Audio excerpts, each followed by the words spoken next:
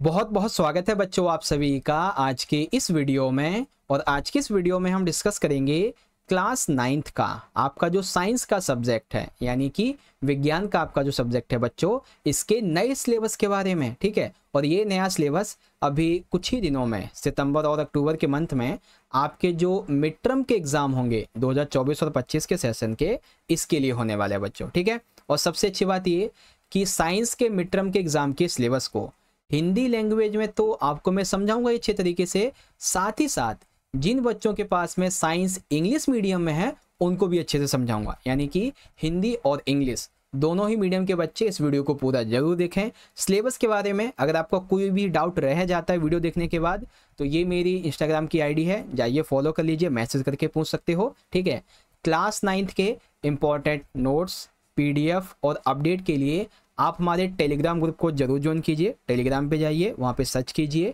JSK 9th class. ठीक है, और वहाँ पे नहीं मिलता है तो आपको मैं टेलीग्राम ग्रुप का जो लिंक है वो डिस्क्रिप्शन बॉक्स में भी दे दूंगा, यहाँ से भी ज्वाइन कर सकते हो। ठीक है, एक चीज़ और कि इस वीडियो के माध्यम से अगर आप चैनल पे पहली बार आए हो तो फटाफट से हमारे चैनल को सब्सक्राइब कर लीजिए। ठीक है, और सब्सक्राइब करने के बाद ध्यान रखिएगा जो बेल नोटिफिकेशन है सब्सक्राइब बटन के साइड में, उस नोटिफिकेशन बेल को आपने ऑल पे सेट कर रखा हो, क्योंकि तभी सब वीडियोस की नोटिफिकेशन आपके फ़ोन पे आएगी। ठीक है, चलो शुरू करते हैं। क्या आप तैयार हो सिलेबस को समझने के लिए?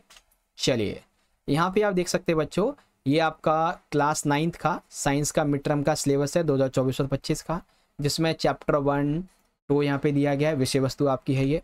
ठीक है, फिर यहाँ पे 5 है, 6 है, 7, 8, 9, 12 इस प्रकार से है। 13 सितंबर तक ये पूरा हो जाना चाहिए, क्योंकि उसके बाद में आपके फिर मिड टर्म के एग्ज़ाम किए जाने हैं। ठीक है, चलो देखते हैं। तो साइंस में आपकी जो किताब है वो कुछ इस प्रकार से रहने वाली है, इस प्रकार से दिखती है।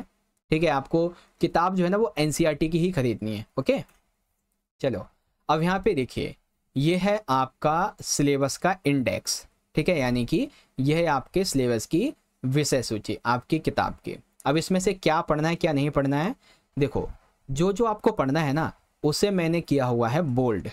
ठीक है, जो चैप्टर्स आपको मिड टर्म के एग्जाम के लिए पढ़ने हैं उन सभी चैप्टर्स को मैंने बोल्ड कर दिया है।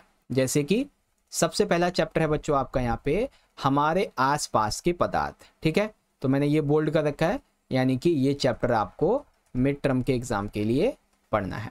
ठीक है, दूसरा चैप्टर है क्या हमारे आसपास के पदार्थ शुद्ध हैं, तो ये भी बोल्ड किया हुआ है मैंने, यानी कि ये चैप्टर भी आपको मिड टर्म एग्जाम के लिए पढ़ना है। ठीक है, अब तीसरा चौथा नहीं पढ़ना है। पांचवा चैप्टर पढ़ना है जीवन की मौलिक इकाई, छठा चैप्टर पढ़ना है ऊतक, सातवां पढ़ना है गति, आठवां है आपका बल तथा गति के नियम। तो टोटल ये आपके हो गए 4 और चैप्टर जो आपको मिड टर्म के एग्जाम के लिए पढ़ने हैं बच्चों। ठीक है, समझ गए। और आखिरी चैप्टर है 12वां खाद्य संसाधनों में सुधार, तो आपको ये 12वां चैप्टर भी पढ़ना है मिड टर्म के एग्जाम के लिए। ओके बच्चों, एक बार दोबारा बता दूं आपको। चलो ये देखो, चैप्टर 1 है आपका हमारे आसपास के पदार्थ, चैप्टर दूसरा है क्या हमारे आसपास के पदार्थ शुद्ध हैं, उसके बाद चैप्टर 5 जीवन की मौलिक इकाई, चैप्टर 6 ऊतक, चैप्टर 7 गति, चैप्टर 8 बल तथा गति के नियम, चैप्टर 12 खाद्य संसाधनों में सुधार।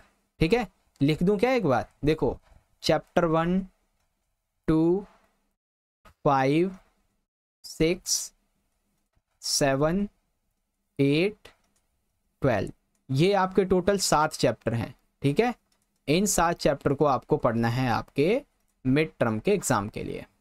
ठीक है बच्चों, ये तो हो गया हिंदी मीडियम में। अब जो बच्चे इंग्लिश मीडियम में है वो यहाँ से देख लीजिए। सबसे पहला चैप्टर रहेगा आपका मैटर इन आवर सराउंडिंग्स। ठीक है, फिर आपको पढ़ना है is matter around us pure, ये दोनों हो गए आपके। उसके बाद the fundamental unit of life and tissues, motion, force and the law of motion, and the last one improvement in food resources।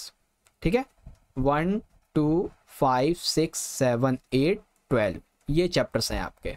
Okay, एक बार आपका जो ऑफिशियल सिलेबस है वो भी आपको दिखा देता हूँ। ये देखो यहाँ पे आप देख सकते हो, सबसे पहले आपका यहाँ पे जो चैप्टर है वो दिया गया है हमारे आसपास के पदार्थ। अब देखो एक चीज़ यहाँ पे है कि जो भी आपके इन चैप्टर्स के मोस्ट इम्पॉर्टेंट टॉपिक्स है ना, वो भी यहाँ पे दिए गए हैं। जैसे चैप्टर 1 से आपके इंपॉर्टेंट टॉपिक्स ये हैं, ये आपको पढ़ने हैं। प्रयोग भी दिया गया है कि आपको प्रयोग क्या करके सीखना है। चैप्टर 2 के इंपॉर्टेंट टॉपिक्स हैं, इसी में से आपके ज़्यादा प्रयोग हैं, ठीक है। तो प्रैक्टिकल जब होगा ना आपका साइंस का, तो उसमें प्रयोग दूसरे चैप्टर से ज़्यादा आता है, ठीक है। उसके बाद में फिर यहाँ पे आपका 5वां चैप्टर ये है। अब इसमें से ये सारे टॉपिक आपके बहुत ज़्यादा ज़रूरी हैं, ओके। फिर 6वां चैप्टर, फिर आपका 7वां, 8वां और 12वां, इस प्रकार से जो भी इंपॉर्टेंट टॉपिक्स हैं वो भी यहाँ पे दे दिए गए हैं आपको, ठीक है बच्चों।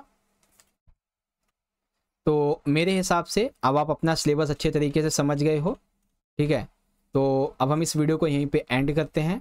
पहला, दूसरा, 5वां, 6वां, 7वां, 8वां और ये 12वां, ठीक है बच्चों।